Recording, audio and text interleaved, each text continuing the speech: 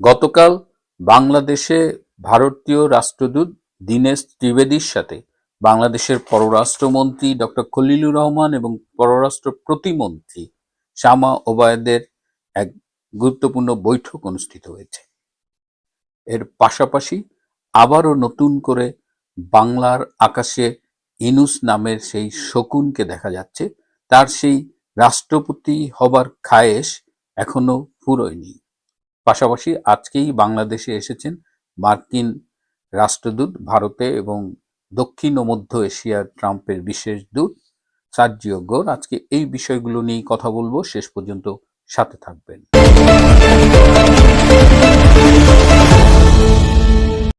প্রিয় বন্ধুরা, প্রীতি, সালাম এবং শুভেচ্ছা নেবেন।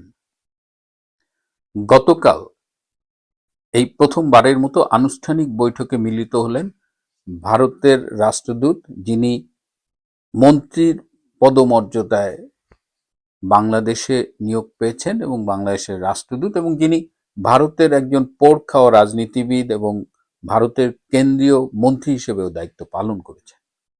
তো কালকে এই মিটিংয়ে কি আলোচনা হলো, বাংলাদেশের মিডিয়া অ্যাজ ইউজুয়াল খুবই গতানুগতিক রিপোর্ট করেছেন এবং আমার সূত্রের মাধ্যমে যা জানতে পেরেছি, মিডিয়ায় আমি তার কোনো রিফ্লেকশনই দেখিনি।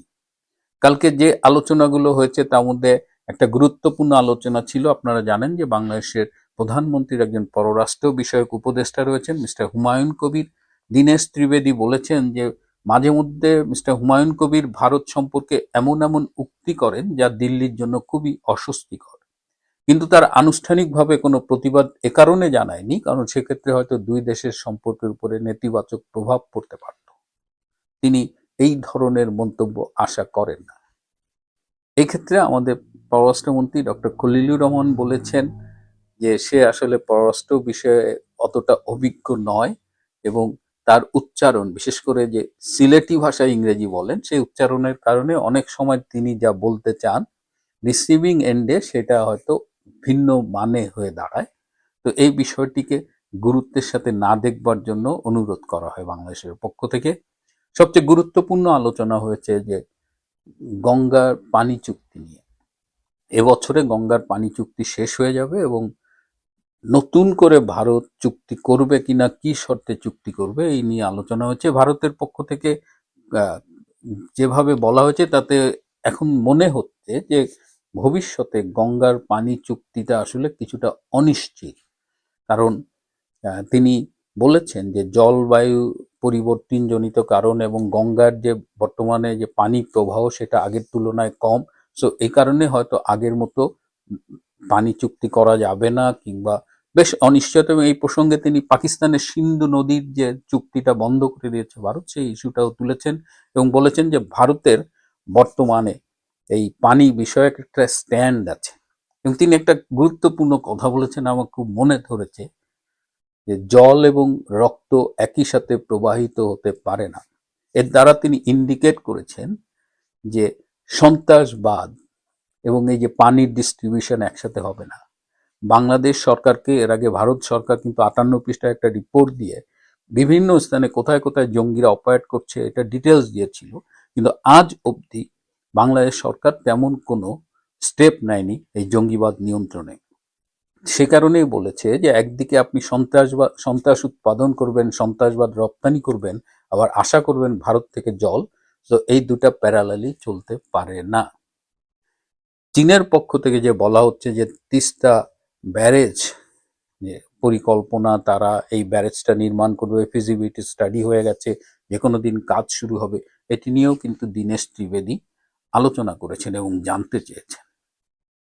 মোংলা পোর্ট নিয়েও কথা হয়েছে। মোংলা পোর্ট স্ট্র্যাটেজিক্যাল কারণে এমন একটা জায়গায় অবস্থিত যে এটা যদি চীন অপারেট করে তাহলে সেটা ভারতের জন্য অস্বস্তিকর। এদিকে চীনের পক্ষ থেকে বারবার বাংলাদেশ সরকারকে তাড়া দেওয়া হচ্ছে যে কবে তারা মোংলা পোর্টের কাজ শুরু করবে। আজকে যে খবরটা পেলাম তাতে মনে হয়েছে যে বাংলাদেশ সরকার এই মোংলা পোর্টের ব্যাপারে একটু গো স্লো নীতি নিয়েছে, যে কারণে এই সংশ্লিষ্ট মন্ত্রণালয়ের সচিব আজ অবধি এই চীনা দূতাবাসের একাধিক রেসপন্স, যে তারা একটা মিটিং করতে চায় কিন্তু সেই মিটিংটার জন্য তারা অ্যাপয়েন্টমেন্ট পাননি। চীন, মিয়ানমার বাংলাদেশের ব্যাপারে যে করিডোরটার আলোচনা হয়েছে, চীনে তারেক রহমান যে আলোচনা করেছেন সেই বিষয়টিও উঠে এসেছিল আলোচনায়। আপনাদের মনে আছে যে কদিন আগে আমি মালয়েশিয়ায় মালাক্কা প্রণালীর পাশে দাঁড়িয়ে কয়েকটা এপিসোড করেছিলাম। এই মালাক্কা প্রণালীটা হলো যে আমাদের প্রশান্ত মহাসাগর এবং ভারতীয় মহাসাগরের মধ্যে সবচেয়ে সংক্ষিপ্ত রুট, এবং এটা সাউথ চীন সি এবং ইন্ডিয়ান ওশানকে কানেক্ট করেছে। কোনো কারণে যদি মালাক্কা প্রণালীটা বন্ধ হয়ে যায়, তখন যদি এই চীন মায়ানমার বাংলাদেশ করিডোরটা থাকে, তখন সেই রুটটা চীন ইউজ করতে পারে। এটা ভবিষ্যতের কথা ভেবে চীন কিন্তু এটা করেছে। এছাড়া ব্রিক্সে তারেক রহমান যাবেন কিনা সেটি নিয়েও আলোচনা হয়েছে, এবং ব্রিক্সে যাওয়া না যাওয়া নিয়ে তারেক রহমান আসলে পড়েছে অনেকটা উভয় সংকটে। গেলেও সমস্যা, হয়তো আমেরিকা মাইন্ড করবে, আবার না গেলেও এই বৃহৎ একটা সম্মেলনকে মিস করবে বাংলাদেশ, সেখানে যাওয়াটা তারেক রহমানের জন্য গুরুত্বপূর্ণ। কিন্তু বাংলাদেশ বলেছে যে এখনো তারা এই ব্যাপারে ফাইনাল কোনো ডিসিশন নেয়নি। দীনেশ ত্রিবেদী বলেছেন যে প্রতিবেশী হিসেবে আমরা যদি বাংলাদেশের হাত ধরে না হাঁটি, তাহলে পুরা সাউথ এশিয়ার স্থিতিশীলতা বিনষ্ট হবে। এটা খুবই গুরুত্বপূর্ণ একটা কথা। এই বৈঠক চলাকালে দুইবার ডক্টর খলিলুর রহমান টেলিফোনে তারেক রহমানের সাথে কথা বলেন।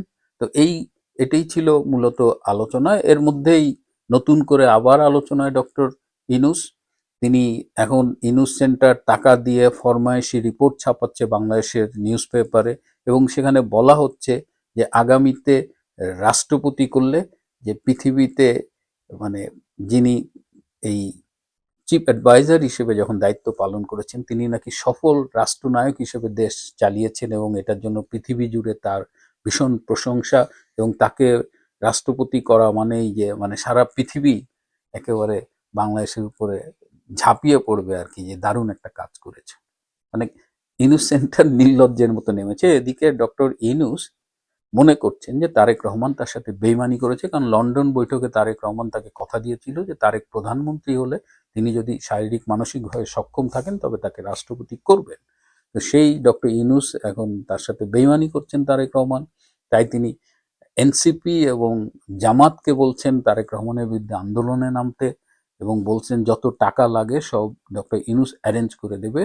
সো একদিকে তিনি রাষ্ট্রপতি হতে চাচ্ছেন, রাষ্ট্রপতি যদি না হতে পারেন তিনি তারেক রহমানের বিরুদ্ধে আন্দোলনের পরিকল্পনা করছেন, এবং তিনি মনে করেন যে তারেক রহমান তাদের সাথে বেইমানি করেছেন, জুলাই সনদ বাস্তবায়ন করছেন না, গণভোটের যে রায় সেটি মানছেন না। তো এই সব মিলিয়ে তিনি আবার নতুন করে আলোচনায় আসছে। কিন্তু বিএনপির ভেতরে একটা প্রচন্ড চাপ রয়েছে তারেক রহমানের উপরে যেন দলের বাইরে কাউকে রাষ্ট্রপতি না করা হয়, এবং রাজনৈতিক বিশ্লেষকরা মনে করেন যদি ডক্টর ইউনূসকে রাষ্ট্রপতি করা হয় তাহলে তারেক রহমানের জন্য সেটা আত্মঘাতী একটা সিদ্ধান্ত হবে, এবং ডক্টর ইউনূস দায়িত্ব নিয়েই তিনি বিপ্লবী সরকার গঠনের চেষ্টা করবেন। তিনি সবসময় বলেন যে প্রধানমন্ত্রী এবং রাষ্ট্রপতির মধ্যে ক্ষমতার ভারসাম্য থাকতে হবে, অর্থাৎ তিনি নানা রকমের ষড়যন্ত্র করছেন। এবং এই যে আজকে সার্জিও গোর এলেন, এই সার্জিও গোরের সাথে দেখা করার জন্য আপ্রাণ চেষ্টা করছেন ডক্টর ইউনূস। আমি জানি না শেষ পর্যন্ত তিনি দেখা করতে পারবেন কিনা।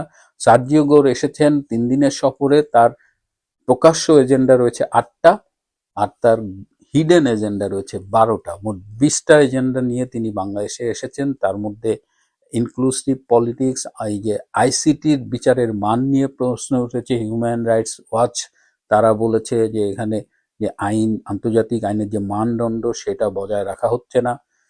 তো এই বিষয়গুলো নিয়েও সার্জিও গোর কথা বলবেন। আওয়ামী লীগের প্রতিনিধিদের সাথে সার্জিও গোর বৈঠক করতে চান, কিন্তু আওয়ামী লীগের পক্ষ থেকে এখন পর্যন্ত ইতিবাচক কোনো সাড়া মেলেনি।